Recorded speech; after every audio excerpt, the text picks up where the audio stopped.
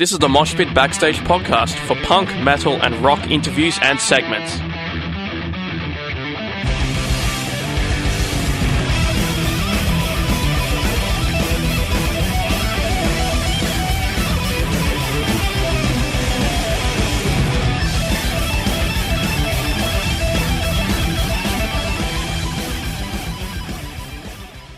Hey, this is DW from Superheist. You're listening to the Moshpit on SIN FM. DW Norton is the guitarist of Australian metal band Superheist, who'll be touring Australia in June, playing in Melbourne at the Croxton Park Hotel on Friday the 16th of June. Their latest single, Raise Hell, is out now. DW, thank you so much for joining me.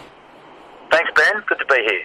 You're very welcome. Now, for some of our younger listeners, because we are a youth station, could you talk a little bit about the band and its reformation last year? What brought that about?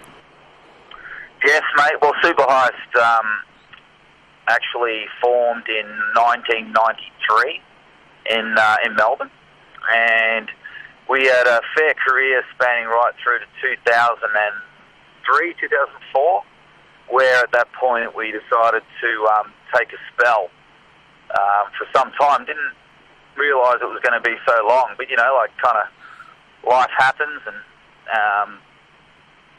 band members have things that they go through, like having children, for example. Last year, I decided that I wanted to do it again. I felt like the time was right for me personally, being the sort of the main sort of songwriter and main man of the band. I felt that I wanted to bring it back and do something just for the pure enjoyment of it, and start doing what I love again. You toured earlier this year and late last year. How was it sort of getting back into the live scene with the band after, it would have been at least, I would say, like 10 years, more than 10 years? It was 13 years since Superheist had played, and then I had a band called Walk the Earth after that for a number of years, but definitely a decade, I would say, since I'd been on the stage. And I can remember actually our first show back, which was in Canberra, in late last year, October last year, I believe. And I was wondering how it was going to go, but I've got to tell you, it was like there was no time in between. We just kicked right back into it, and it felt like we hadn't even been away at all. So other than the fitness levels, which came back after one show, I was pretty tired after the first show, but you get your gig legs back, and it was really good. It felt good to be back and playing again. And I enjoy mostly the writing and recording of the records and stuff like that. Live stuff is a great place to see how the crowd appreciates the new stuff and whatever, and play some of the old classics again. So really good to get out there again. Now, in terms of the fact that there's a gap between the last album that you released, Ghost of the Social Dead, and then the two albums you released back in the early 2000s, as well as a bunch of other material that you've got, how do you go sort of fitting them together? Is it sort of seamless? Is there any issues? How does that go? Well, I guess there's a lot of water that's gone under the bridge since then. I guess life experiences and maturity levels of the songwriting and stuff like that. And I'd like to think that the stuff that I'm writing now does have a more experienced edge to the writing, and it's still, even the new stuff like Raise Hell and the Raise Hell AAA Side that we've done, it's still very big and bouncy, and it's metal and it's pop, and it's all things that Superheist have always been. So I guess Superheist itself is a bit of a sound of its own.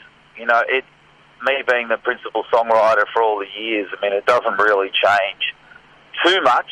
It's still got all the same elements, and but I'd like to think that every record's its own beast as well. So you don't really want two records to sound the same either. The fact that this is the Raise Hell is a AAA, that's kind of the first time I've heard of that, a AAA side. Talk a little bit about what that is, how that's different from like a regular single, and why you chose to release it that way. What happened was we planned just to put Raise Hell out, but then we had these other two songs that we were really digging as well, and they were ready a long way in advance of the new album, because we have a new album written at the moment but not fully recorded, and those songs were written well in advance of that, and we just felt it was good to get a little bit more out there than just one song. We do have a couple of new members, and we thought it was a good way to showcase what we were doing now and the step up again from Ghost of the Social Dead, and that we're moving forward into. We're using 8-string guitars on this new stuff, and we're pretty excited about the sound of it. So we wanted to put it out there and give people a good slap, a good taster of what we're doing. In terms of that new album, where's that at? How are you feeling? How are you approaching that any differently than the last album? Well, this one is going to be... Last album we went to LA to record with Jay Baumgartner, which was a bit of a dream come true for myself. I've always wanted to record in LA, record at NRG, which is home to some great albums, Limp Bizkit, Significant Other, Korn, Follow the Leader, Papa Roach, Infest, and all those great new metal albums. I really wanted to go there and experience that, and which we did. And Jay Baumgartner, whilst I feel like I basically produced that record, Jay Baumgartner gets the credit, and he got to mix it and give it his tone and flavour. Whereas this record, I just want it to have Superheist only tone and flavour. So we're going to record, engineer, produce, and mix it ourselves. So, which is what you heard on Raise Hell. That's all just done in-house by ourselves, no outside influence. So that's what we want to go for on this record. As far as the vibe goes, it'll be along the lines of what you're hearing with Raise Hell, and there'll be a few surprises in there. But it'll certainly be a big, heavy, bombastic sounding, catchy rock record, which is always what we aim for as Superheist. This is something that always fascinates me about people who make music, because you kind of put something out there that represents where you are at a point of life, and that's not something most people get to experience. How is it sort of playing the old songs? How is it sort of playing the old songs in terms of new songs? How do you sort of reflect on that and kind of relate that to your sort of life experiences in a way? Yeah, good question. I guess the older songs, in fact, in this tour, we're actually including a song from 1994. So that's a long, long time ago, to say the least. It's coming up on quarter of a century ago. But that song is, I guess, a reminder of what it was like to be young and free, and like we just wanted to be punk and crazy metal and fun and carefree, and that was the time, that was the thinking. Now we're a lot older, still young at heart. Like I certainly don't feel like a dad, but I am a dad. I've got two gorgeous kids, and I feel like the songs that we're playing now, I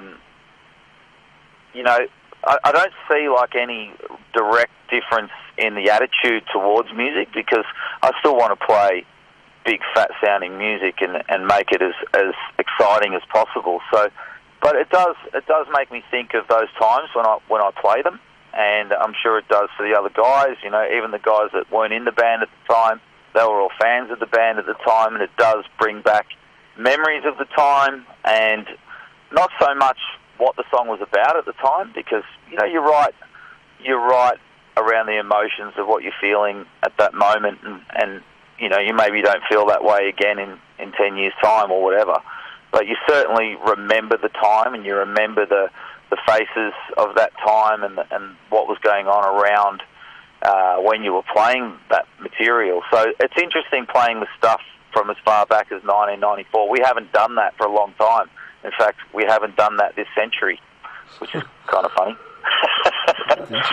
I read that, and correct me if this is wrong, because it's hard to sort of, when there's not a book, hey, this is the book of Superheist, it's hard to like sort of establish what things are incredibly accurate. But I read that you kind of started off like extreme kind of like grindcore. Is that accurate?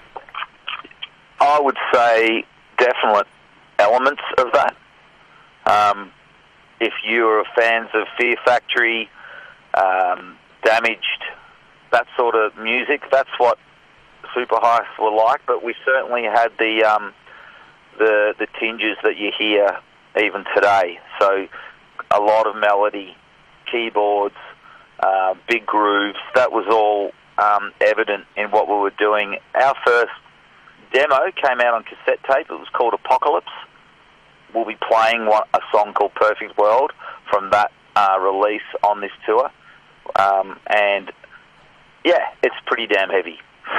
So yeah. What was it that kind of inspired you? Like, hey, there's elements in this music that we like, but we want to kind of move it in this sort of particular direction. Like, especially for your first album, second album, that kind of stuff. I think early on we established that, like, personally we found playing heavy, really extreme heavy music, we enjoyed it, but we knew that wasn't going to take us where we wanted to go with our career. You know, we wanted to be, you know, we were ambitious. You know, we wanted to get on big tours, and we wanted to get our records in the stores, and we wanted to be on covers of magazines and be on the radio. So we used that, we kept that tone, but worked a more commercial edge into our sound over the years. And you can see that happening if you do go back through our anthology. You'll from Apocalypse to Chrome Matrix. There's a definite switch up and a more commercial edge to Chrome Matrix, and then to 8 Miles High, where we got our first song on the radio, and then to Prize Recruit, where, you know, we hit the charts, and then and so on and so forth. You know, and we really did want to have a career out of music, and we did. You know, the band was full-time. We didn't have jobs. Full-time for a dozen years at that point. So we felt that we'd given it our best shot, and we had some satisfying success. We were in the charts. We got a record deal. We got to, you know, go to America and all that sort of stuff. So when did you start listening to metal? Metal. Well, I always, always had cousins and older cousins and stuff that kind of introduced me to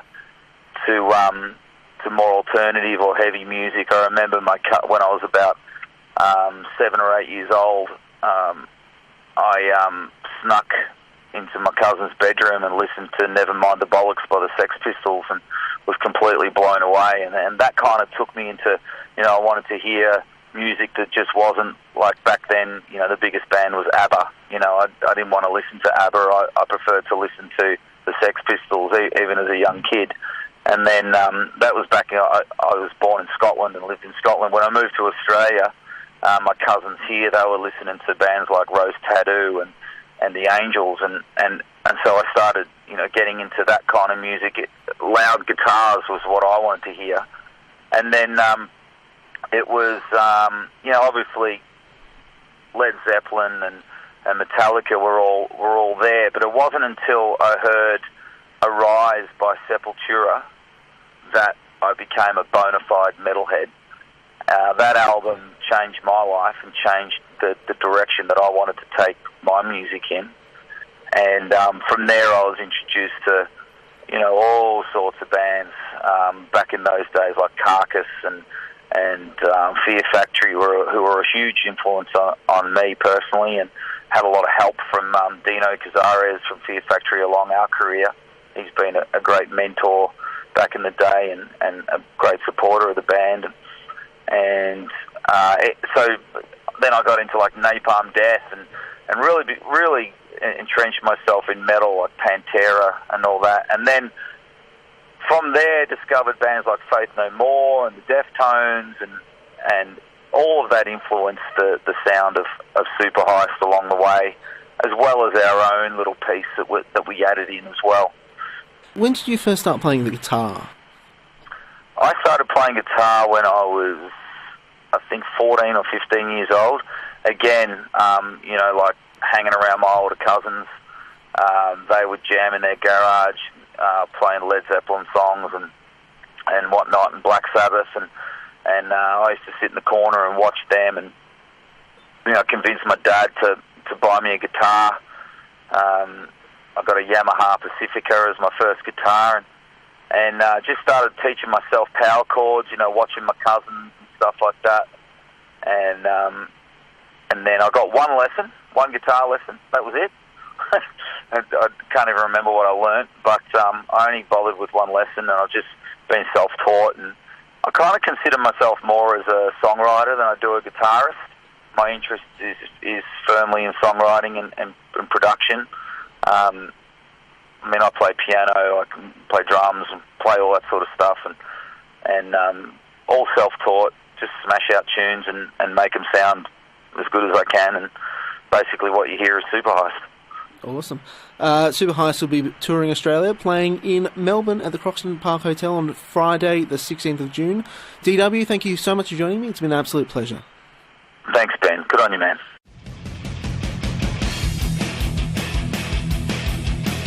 Thanks for listening to the Moshpit Backstage podcast. You can subscribe to us on iTunes and Omni. To find out more about the show, go to www.syn.org.au/moshpit. Like us on Facebook at facebook.com/moshpitonsyn, and follow us on Twitter and Instagram at moshpitsyn. The regular Moshpit radio show broadcasts punk, rock and metal tunes and interviews every Thursday nights on SYN 9.7 on FM and digital radios. Listeners outside of Melbourne, Australia can stream SYN 9.7 online at www.syn.org.au. Thanks to Vintage Ruin for the music. Hi, this is Tomato from Flash Gun Apocalypse. Hi, I'm Enid from Girls School. I am Phoebe Pinnock from Heavenly Axe. Hey, this is Gary Oldby of the Misfits. Hey, this is Kat Sproul from Horizon's Edge, and you're listening to the Moshpit on SYN FM.